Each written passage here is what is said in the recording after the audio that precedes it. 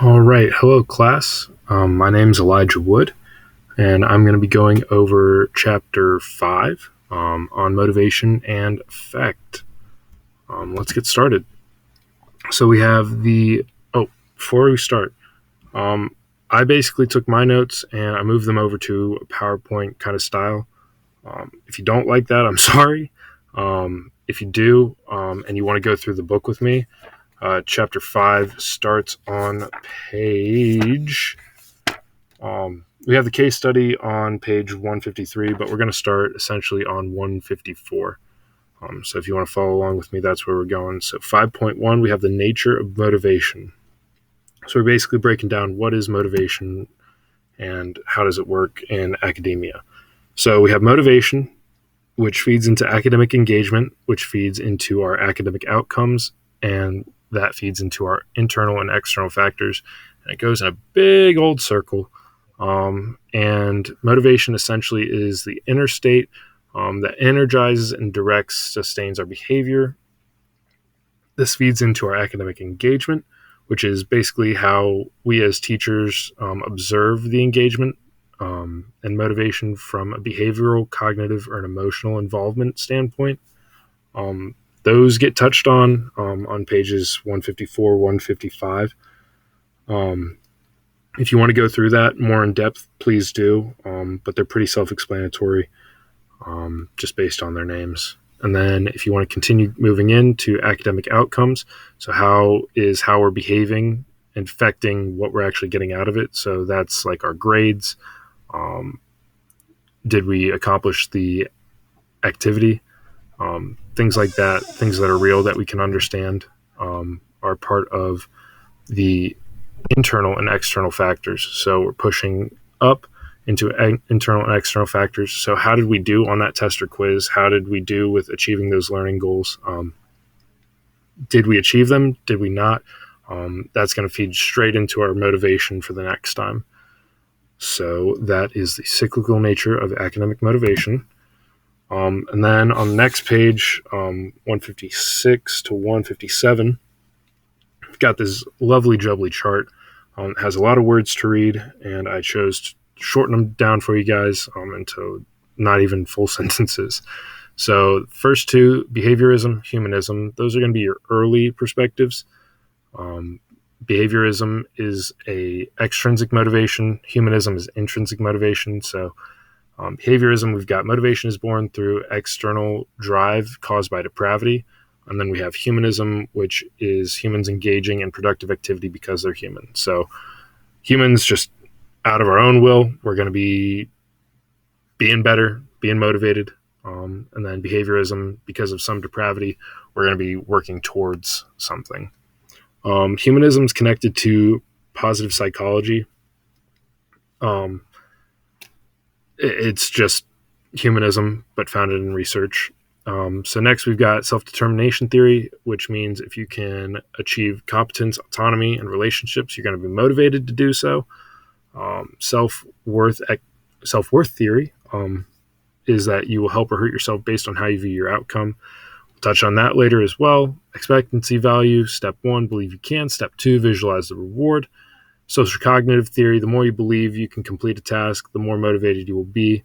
Goal theory, establishing goals, working to achieve them. Attribution theory, identifying internal and external factors that impact my chances of success. Interest theory, short-term situational interests versus long-term individual interests. And those last two, attribution and interest theory, we'll get to later in the book and 5.3. But for now, that's pretty much it. We're going to be touching on all of these basically. I'll try and call back to the actual theory name, but I might not, but we'll see. So after each of these sections, I just have a stop. Here's the point for that section. So 5.1's stop, here's the point. We have academic motivation runs on a loop. 3 types of academic engagement. We have behavioral, cognitive, and emotional. Everyone's motivated to do something. Classroom conditions have high impact on motivation, and then academic engagement is determined by a variety of evolving factors. So now that we've established that, what are our basic human needs as far as it concerns learning in the classroom? So we have food, water, shelter. Those are our basic Maslow needs. And then we move up into our psychological needs. So we need to be aroused, not in the way you're thinking, more in a stimulation sort of thing. So we've got it's a lot more fun to do something than not do something. The book challenges us to sit down for 5 minutes and do nothing, which is incredibly hard when you have nothing to do. And that's just basically trying to get you to think, like, if you were in a classroom and you were stuck alone for 5 minutes and teacher said not to get out of your seat and not to do anything, how difficult is that going to be? So there's an optimum level of arousal, and it varies from kid to kid. I know I'm somebody who operates at a high level of arousal. So group projects are great for me, but somebody who's operating at like a low arousal rate, not going to be a fan of group projects, going to be wanting to work alone. And it can be overwhelming. So you can get over-aroused or you can be under-aroused. And when kids are under-aroused, they're going to look for something that's going to stimulate them, whether that's passing notes in class or just in general, just being chit-chattery.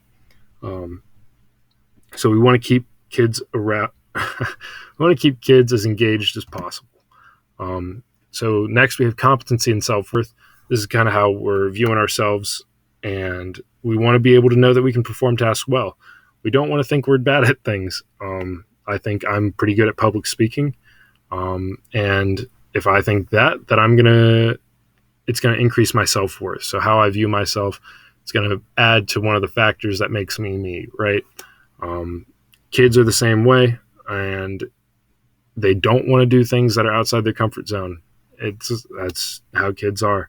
Failure avoidance protects individual self-worth. So if a kid's never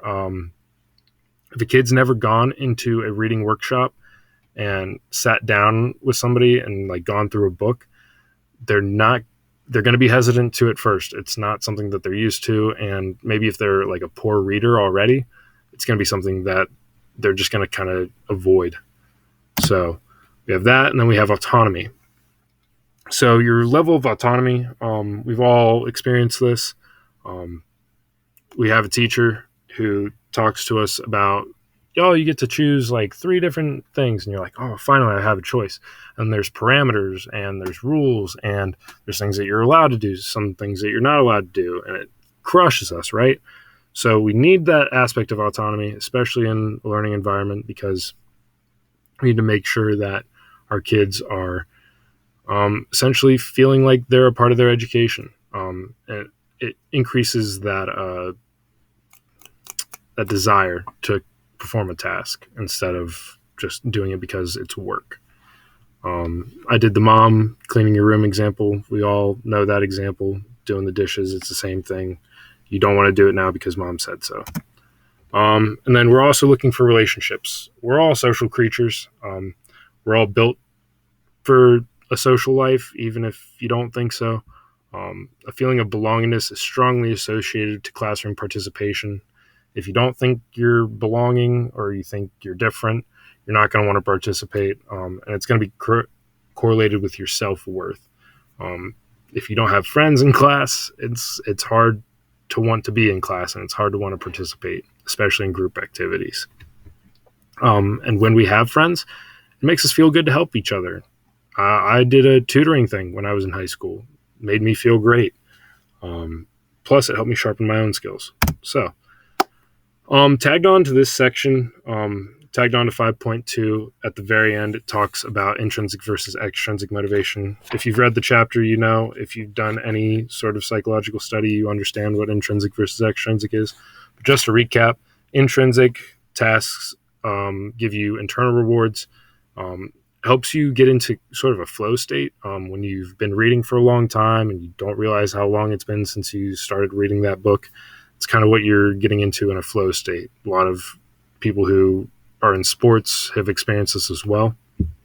And then extrinsic motivation, things that happen outside, you're going to want external rewards. And this, something that I'm touching on right now, is that it changes as you get older. When you're young, you want to be intrinsically motivated because you want to learn how to read, because of personal reasons, like you want to be able to read what the sign says, or out with your mom, right? So that's intrinsic motivation. You want to just learn. Extrinsic, it's going to change from that to, well, I need to read this book because I need to get a good grade on the test, because I want to get a good grade on my final, because I want to get a good report card, because I want to get into honor society so I can have a good college experience. Like, all these things becoming extrinsic motivators. It just changes as we get older. So, second time, stop. Here's the point. Learners are more motivated to learn and achieve at high levels when their basic psychological needs are met.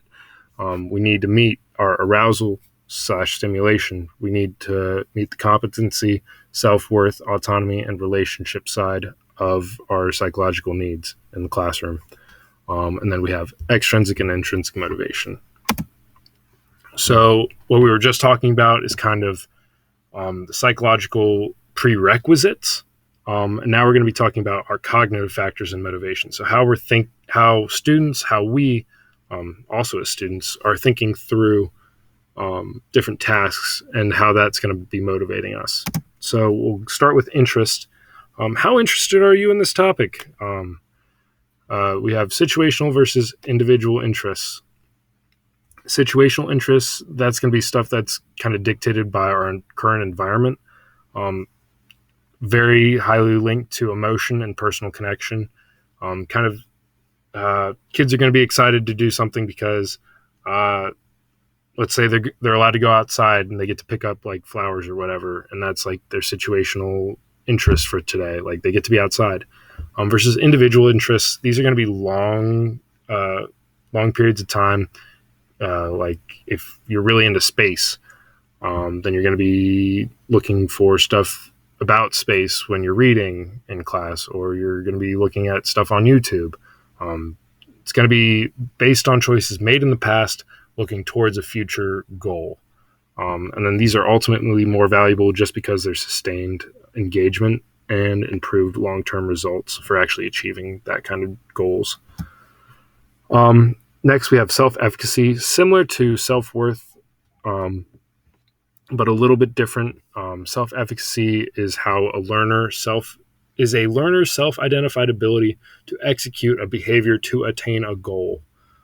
This affects how a learner will expect themselves to do in the future with a similar task, and then learners pursue activities that often lead to high self-efficacy. Again, closely tied to self-worth. And learners are going to be purposefully handicapping themselves in order to protect their expectations. Super, super similar to what we just learned about self-worth.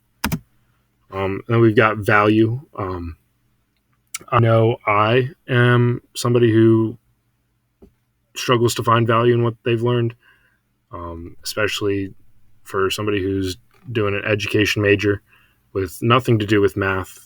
Doing high-level math didn't seem like it had any value. That was the perceived utility of the task that was correlated with my effort. I passed with the C, and that's all I really needed. And students will engage better when the material satisfies their interests and values. So obviously my brother, who's a engineer, is going to want to do math a lot better. But needless to say, learners are going to need to believe that there's going to be a direct or indirect benefit to performing a task or learning activity. And then we have mastery goal setting. There's two types of goals described in the book. We have mastery goals and then performance goals. Mastery goals are going to be affecting our internal competence, how we view subjects, how we understand a concept, versus our performance goals, which are kind of for our peers and for others who look at us and kind of see like, oh, they're doing this.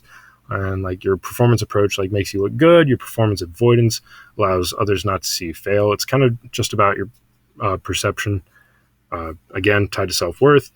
And then mastery goals are important and better because they produce more positive effects. That's going to be seen on 170 if you're still following along in the book.